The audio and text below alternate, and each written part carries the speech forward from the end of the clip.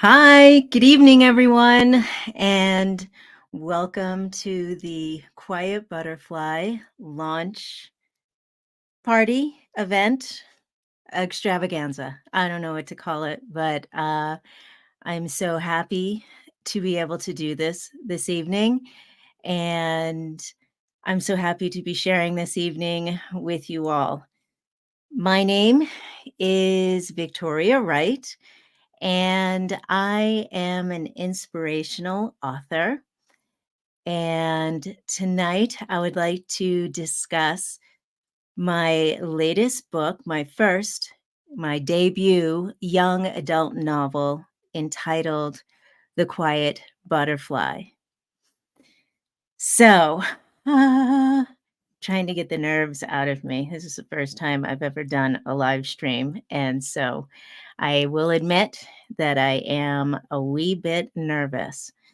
But anyway, so just give you a little bit of an update of what actually is going to happen over the next 30 minutes is that I would like to introduce the book to you, give you a brief overview, no spoiler alerts, of course, and then talk about the inspiration for the book and the intent that I have for putting a book out like this.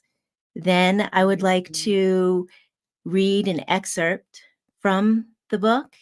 And then, if all goes well, and like I said, this is my first live stream. If all goes well, I hope to be able to give away two ebooks at the end of the event. So, I guess let's just jump right into it. Again, my name is Victoria Wright, and I'm going to introduce the book with a short trailer.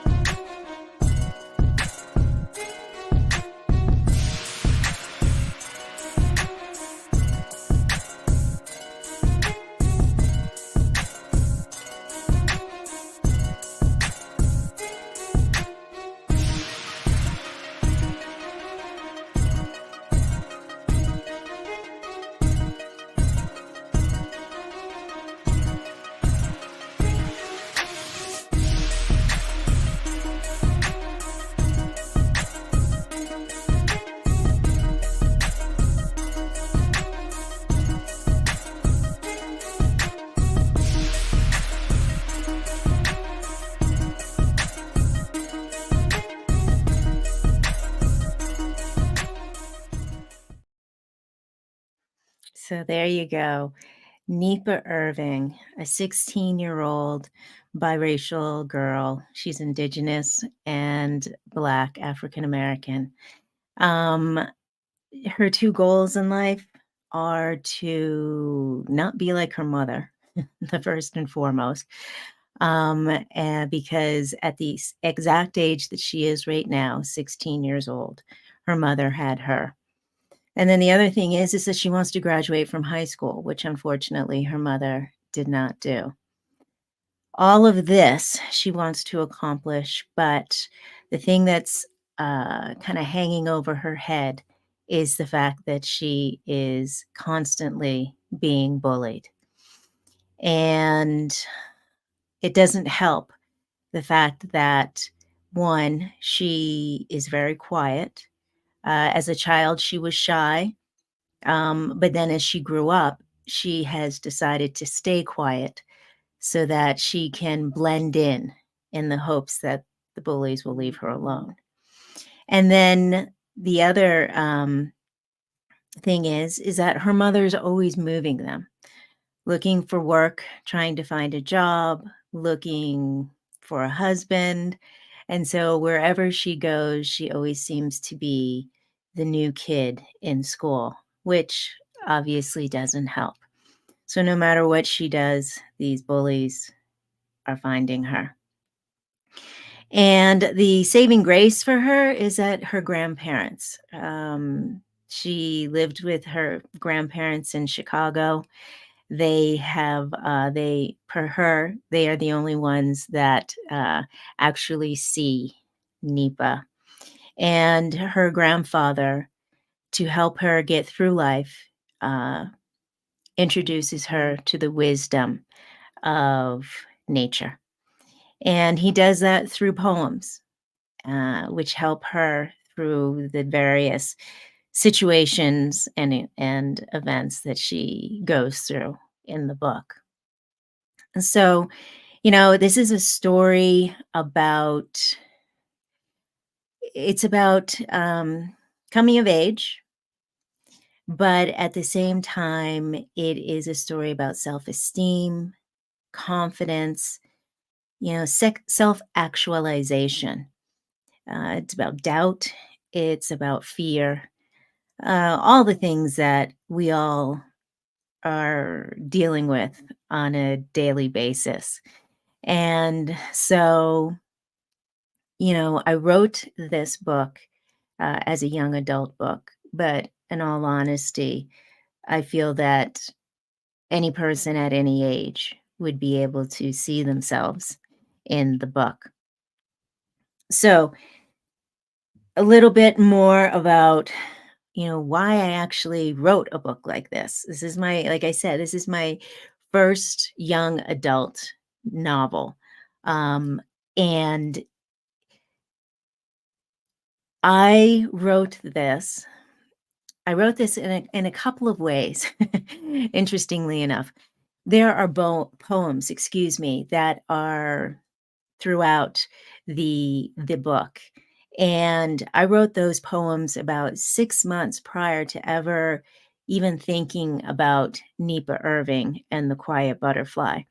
I knew that these poems would turn into something, however, I just didn't know exactly what that would be.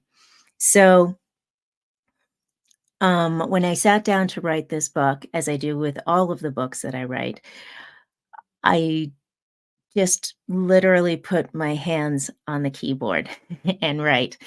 And this book is a bit of a reflection of something that I had been going through. So I took early retirement from my finance marketing job right around the time of the pandemic. And I left work not knowing what I would do. I just knew that it was time for me to leave. So, through a lot of internal work and trying to figure out what would make me happy, I experienced a spiritual awakening, which simply put is just the fact that I listen to the voice that's inside of me. And that voice was guiding me to be much more creative.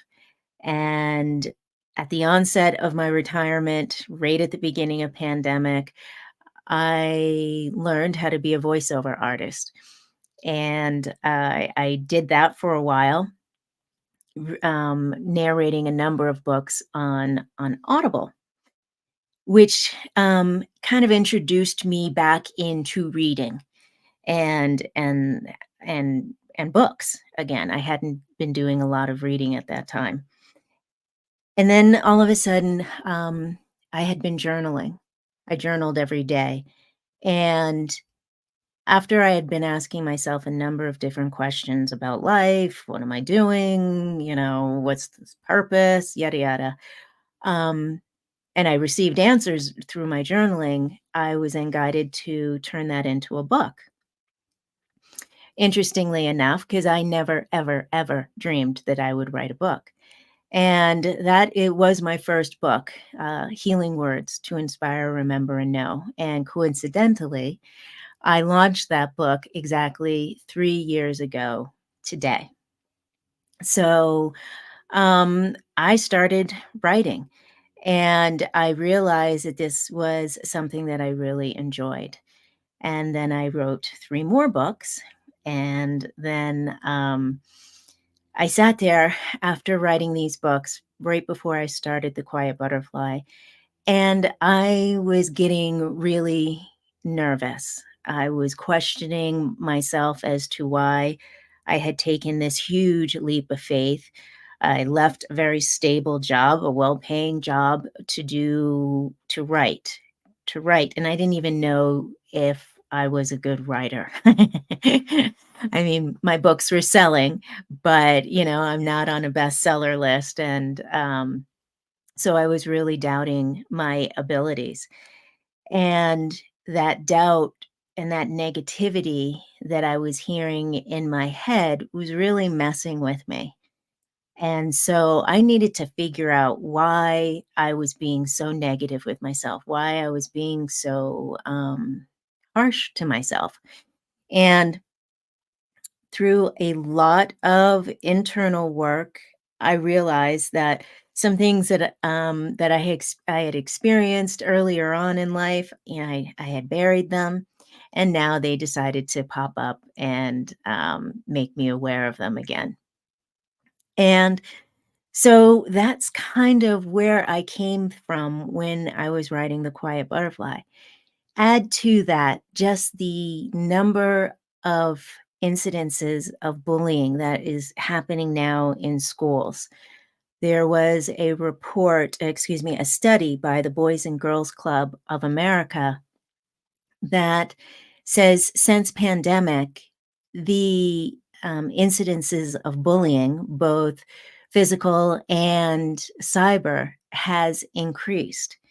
And so, you know, um, kids are really kind of getting beaten over the head with all this stuff. And then, it's not like bullying was too far away from even my family. I have a teenage son, you know, there are just things. Myself, I've experienced it. My partner, he's experienced it. I really don't know anyone who has not experienced bullying. So you take all of those things together, and that's where this book came from. Now, my intent was not to write a book that would stop bullying. Bullying is unfortunately, it's a societal issue that I don't think one piece of fiction can change. But um, it it is something. I wrote the book to have the reader remember that they have the power um, to walk away. Mm, no, that's not the right word. They have the power to create the life that they want to live, and that it doesn't matter what someone else thinks of them. What truly matters is what the person thinks of themselves. And so that was my goal in writing this book, to remind youth, to remind anyone who's reading it, that just because some bad things are happening now doesn't mean that that is going to impact them for the rest of life. It doesn't mean that it's something that they can't change. Um, but work needs to be done if they've experienced bullying. And when people don't um, recognize, or when people don't deal with the effects of bullying, it plants seeds within the person. And if that person believes the things that are being said about them, those seeds will grow.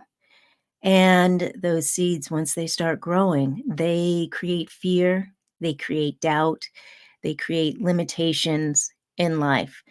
And I'm 56 years old, and I'm still dealing with stuff that happened when I was much younger. So I was hoping that if I wrote this book and reminded young people when they were reading it that you need to process this stuff, that maybe they wouldn't have to go through the same thing.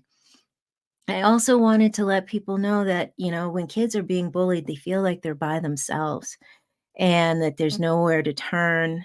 Um, and the thing that needs to be remembered is when somebody is bullying, that's a symptom of something larger. The person being bullied, it's not their fault.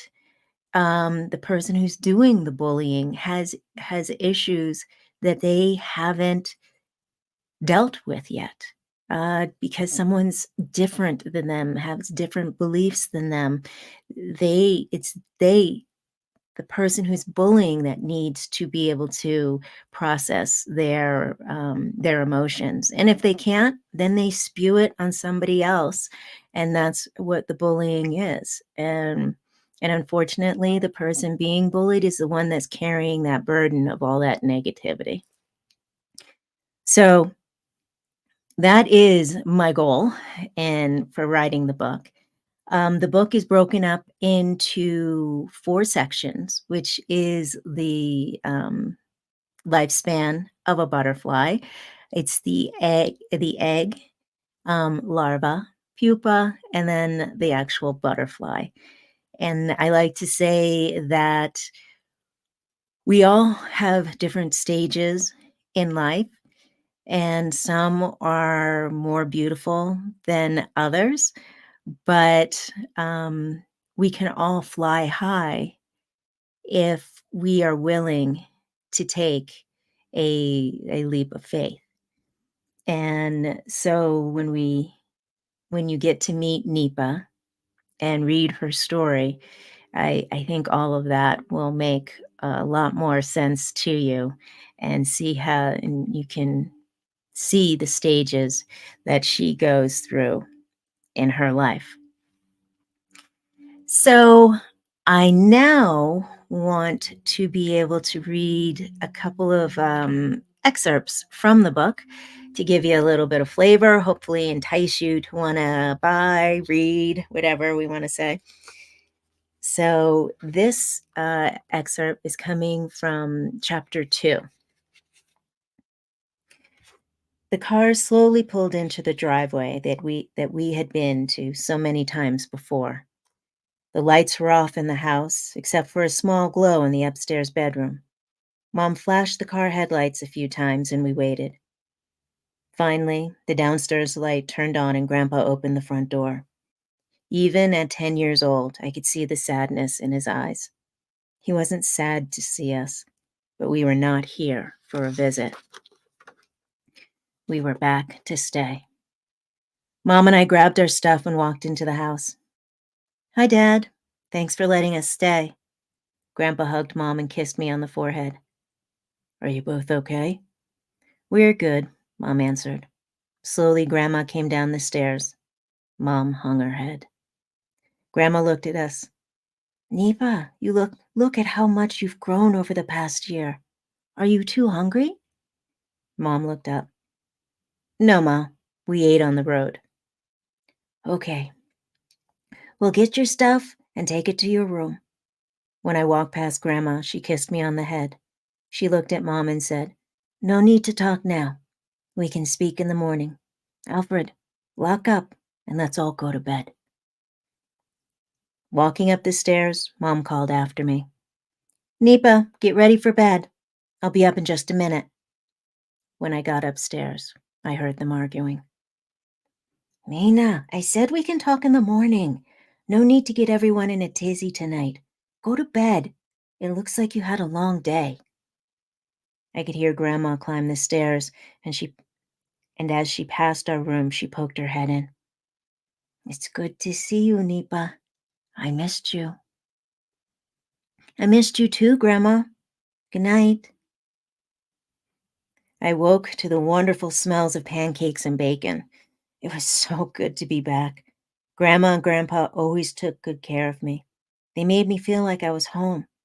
I ran down the stairs and gave them both big hugs and kisses.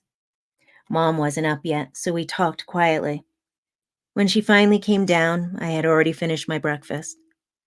Mom instructed me to get ready because we needed to get me registered back at school, which also meant they needed time to talk, so I didn't rush. Mina, it sounded like everything was going so well. It was a good paying job. What happened? Grandma asked.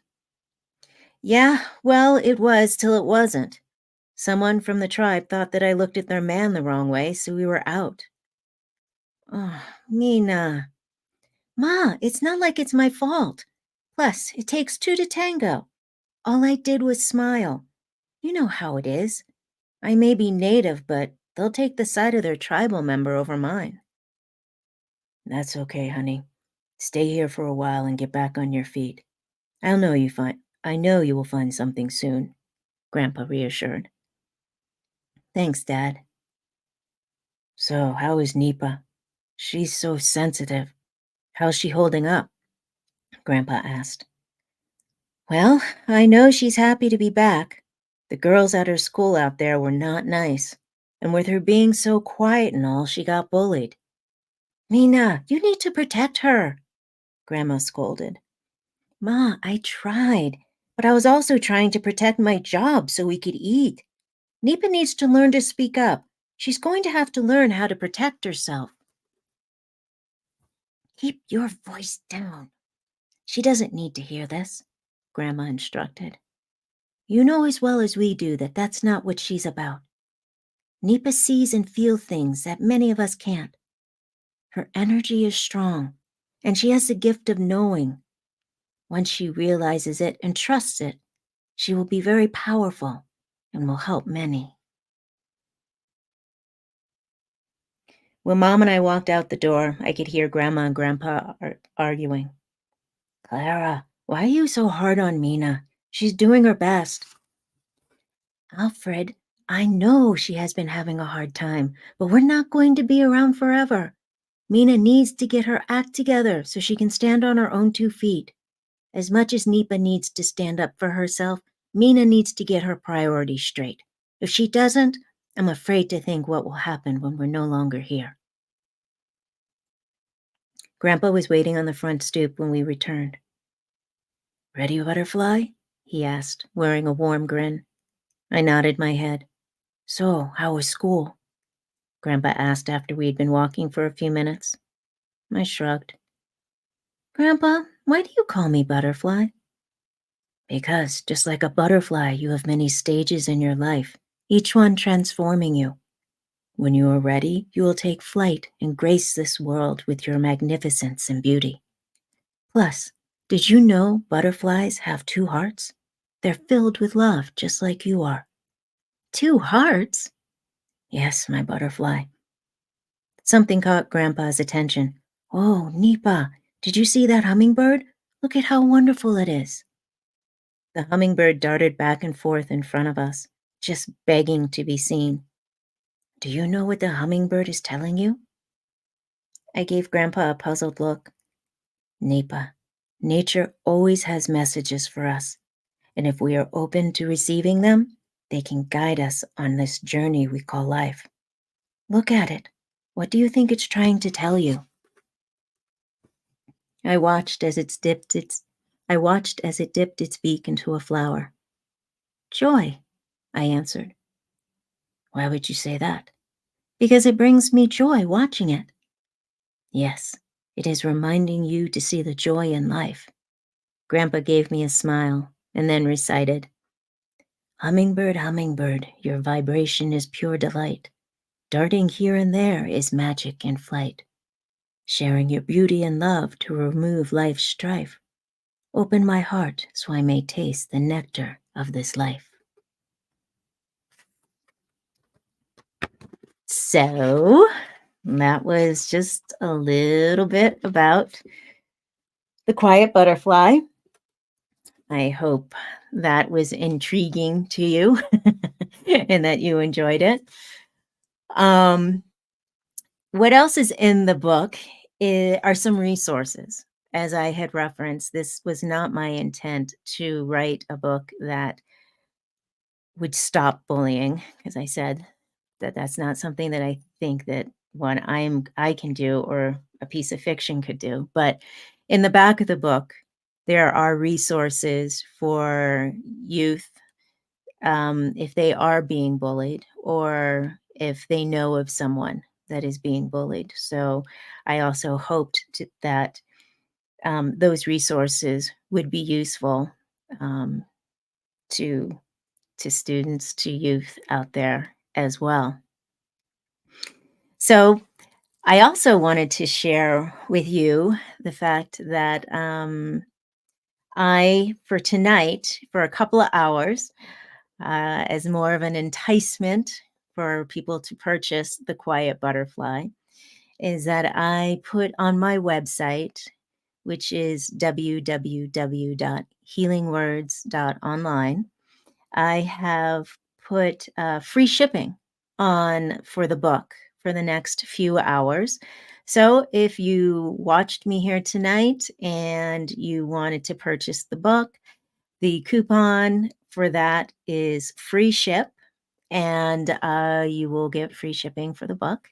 I have stock here, so I can get them out tomorrow and get them to you as soon as possible.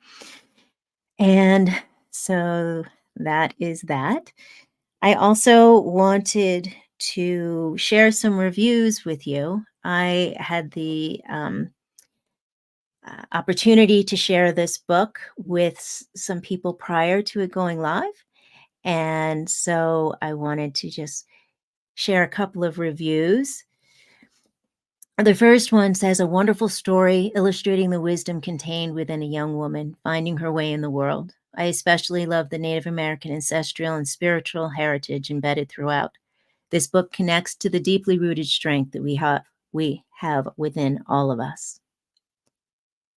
The other one is Nipa is a character my teenage daughter was able to relate to. Victoria did a great job of creating a flow of moments that kept my daughter engaged and wanting to read more. And then lastly, I highly recommend this book for anyone looking to rekindle their belief in themselves and to feel good about taking a risk to become their very best self.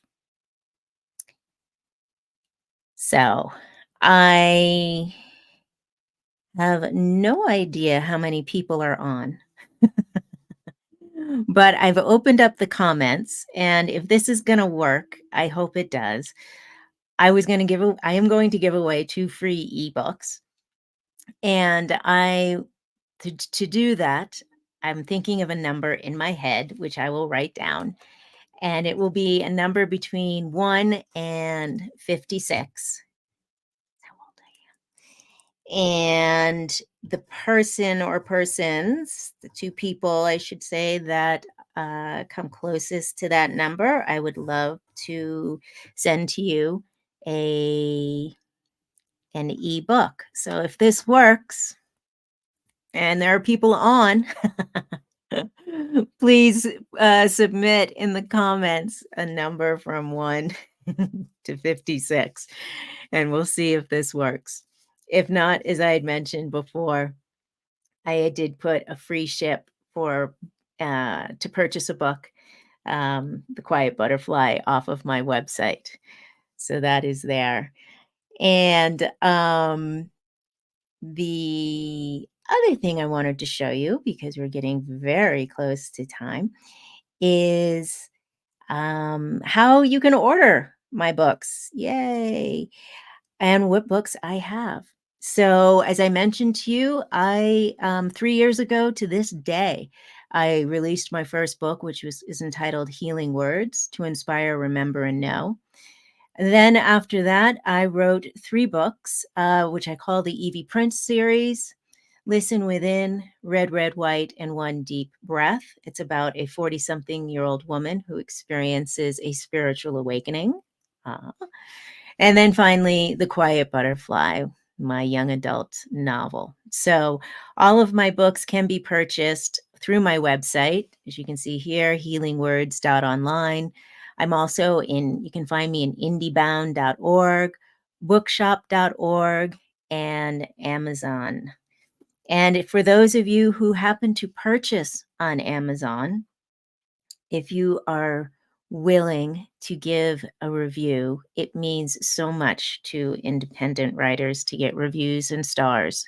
It helps the algorithm so that people can find me. So I would appreciate that as well if you would be so kind to do that. So There are people out there, and I did get a at least one person who is the big winner of the ebook, because if you can see this, I wrote down the number 5, and we have a person right here who picked 7.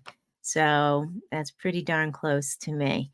So at least one ebook is going out tonight. Thank you for those of you who have joined me. I was nervous, still am, but needless to say, the time is up. I hope you enjoyed at least the excerpt. I hope you understand why I wrote the book. I hope you are interested to buy it, read it, enjoy it, give it as a gift. And that is it. So thank you very much for joining me tonight. I appreciate you all, and have a great night.